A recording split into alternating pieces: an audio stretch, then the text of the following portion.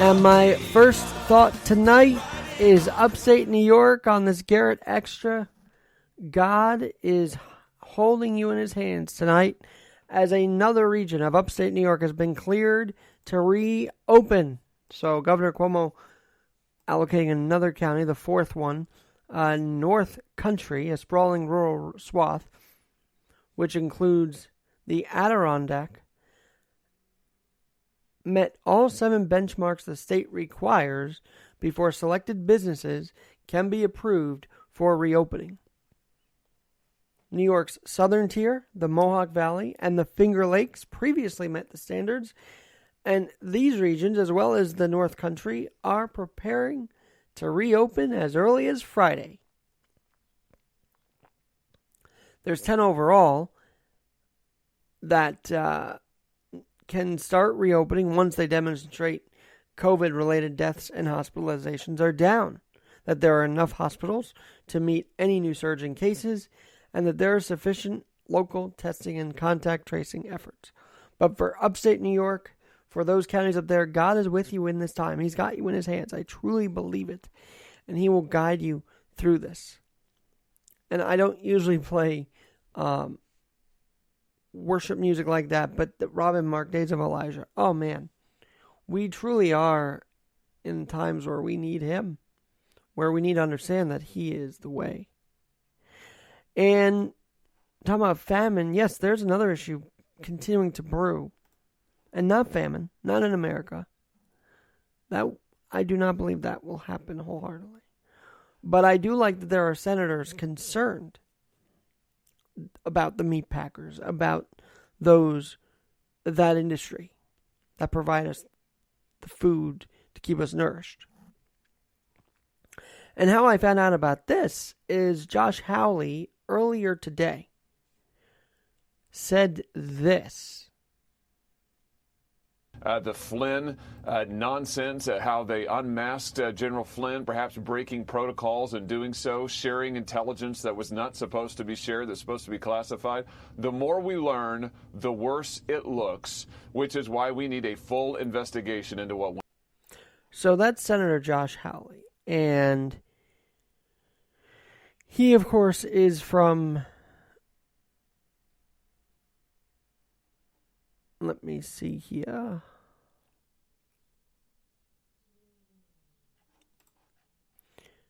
Hawley, I believe, is actually from Ohio, if I'm not mistaken. Anyway, he has, along with other officials of Missouri, sorry, not Ohio, Missouri Senator Josh Hawley. And he has called for the DOJ. He not only called for an investigation of the Obama administration. I kid you not. This is what he did. And actually, he got Subpoena Obama trending. Now,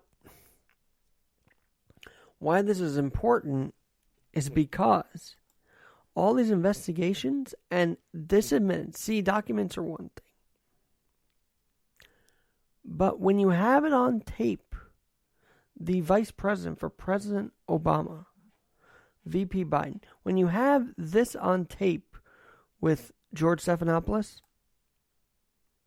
I do want to press that. You say you didn't know anything about it, but you were reported to be at a January 5th, 2017 meeting where you and the president were briefed on the FBI's plan to question Michael Flynn over those conversations he had with the Russian ambassador Kislyak. I was aware that they asked for an investigation, but that's all I. That's all he knew, he says. And he says, I was aware of an investigation. So, if that's true, then I feel like he's disqualified himself from the Democratic nomination, since he admitted that on tape to George Stephanopoulos. But there's another whole aspect I have about this. We can keep our eye on this, and the Biden admittance is huge. And Hawley causing subpoena Obama to Twitter on Twitter is huge, as is focusing on the current time. I don't think it's politically expedient for President Trump right now to dive right in on this. let Barr, let others deal with what's going on with these documents and how the departments are going to handle this. Knowing now that, the White House, the Oval Office, discussed this. Biden admitted it. He was aware. Oh, if that's not a way to prop up the idea for Cuomo to become the nominee. We'll see what happens with that. But we do have to keep our eye on the current crisis. And quite frankly, that's why I didn't talk about it earlier today. To be very honest. Because the current crisis still is the fact that lockdowns are still here. The current crisis is that meat packers still have, beef packing outlets still have issues. We've heard Mike Myers, Radio Hope, say his family in Tyson Foods has been affected in Iowa. That's an issue. That's everyday America. So we can cover what Biden says and what the documents say. But let's not totally U-turn around from the current crisis. And what I admire about Josh Hawley, the senator from Missouri, is he's not U-turning and saying, let's do this and only this. No, he has also written a letter to Bill Barr to say, we have heard growing concerns from cattle producers and feeders in our states about troubling practices in the cattle industry that the COVID-19 national emergency has intensified, including market manipulation and coordinated behavior harmful to competition.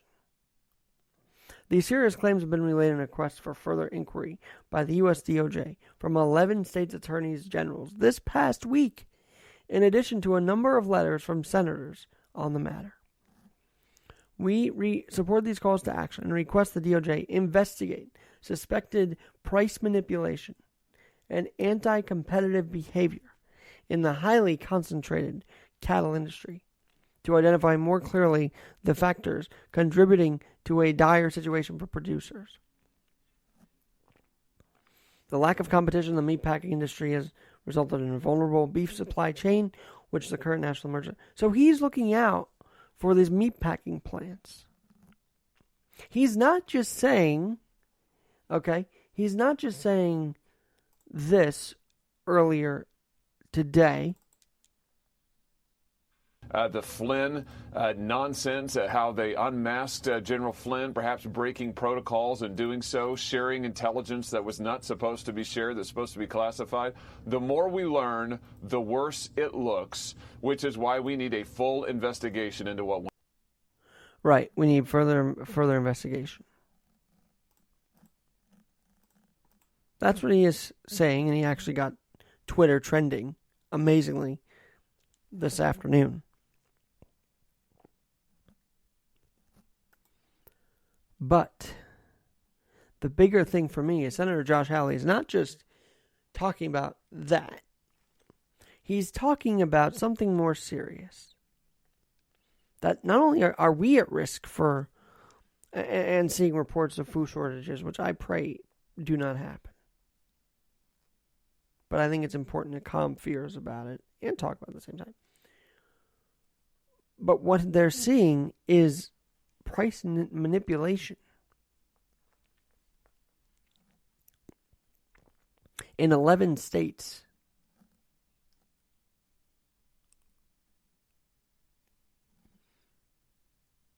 Because there's discrepancies and live cattle prices slumped by more than 80%, while wholesale beef prices have increased by as much as 115%.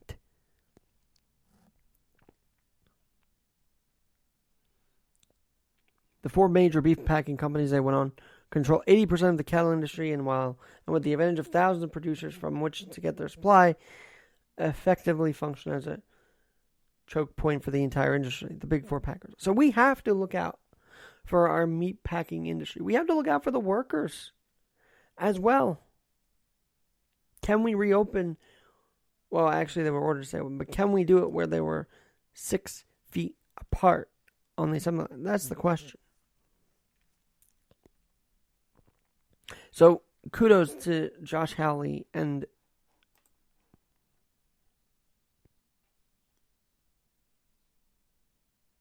a bipartisan effort of the Senate, Tina Smith in Minnesota, Tammy Baldwin in Wisconsin, Democrats, Iowa's own Joni Ernst. They're all talking about this. And that's good.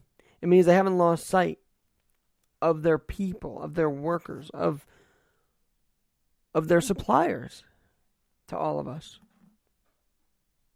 So we will see how Bill Barr and the DOJ handle this. I will keep an eye on this.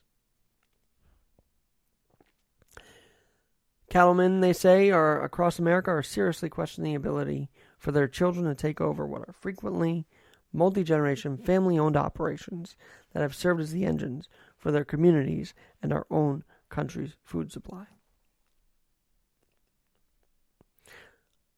Let's keep an eye on this, because we don't want to see a collapse of the entire industry, as they are saying. We also don't want these packers, these meat packers, these plants open open unsafely.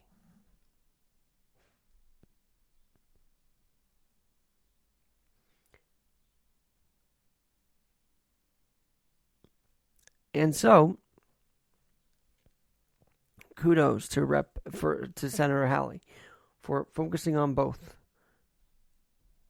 emerging cases, and may this effort to support the meat packers, support the industry that do produce our foods safely, not like the big four may have been on video doing and taking advantage of, but the honest, everyday, good Americans that are in the Midwest making our food supply, making our meat supply. We want to protect them. And I'm proud that while we can talk about the Obama administration and all that stuff, and President Trump, who I will admit dragged his feet on this crisis, I have finally embraced that idea. And I'm going to say it on this podcast. He has dragged his feet on this. Which is why, for him to divert and say, look at this Flynn thing, it doesn't feel like a genuine care. It feels like a lifeline that he's trying to grab onto to say, hey, look at this, this thing over here. While cities continue to suffer. And other cities continue to suffer, people continue to suffer being locked in. He must focus and really focus on ending this crisis and let his people do the work. Because to end it gracefully would be beneficial to him. Then, literally, and I believe the New York Times on this, literally telling Seattle nursing homes and doctors, don't do testing. No, don't do that. Well, why didn't we? Why didn't we? As much as we've known about these certain strains for years and tested on them, why also when it came here didn't we act sooner? We should have. And I do believe that falls on President Trump. And I'm not ashamed to say that here on Keeping It Real with Alex Garrett. This has been the Garrett Extra. Alex.Garrett21 at yahoo.com. Alex.Garrett21 at yahoo.com. We must come through this lockdown stronger. We must come through this crisis stronger. We must end this crisis stronger as well. And not talk about one of the other biggest crises now that this country is about to face. Especially if documents continue to pour out. And Vice President Biden continues to say he knew that there was investigation in the Trump administration. Crazy times ahead. But let's not lose our heads just yet. Because we've got a crisis to end And that crisis we must work at together. Have a great night. We will talk to you tomorrow.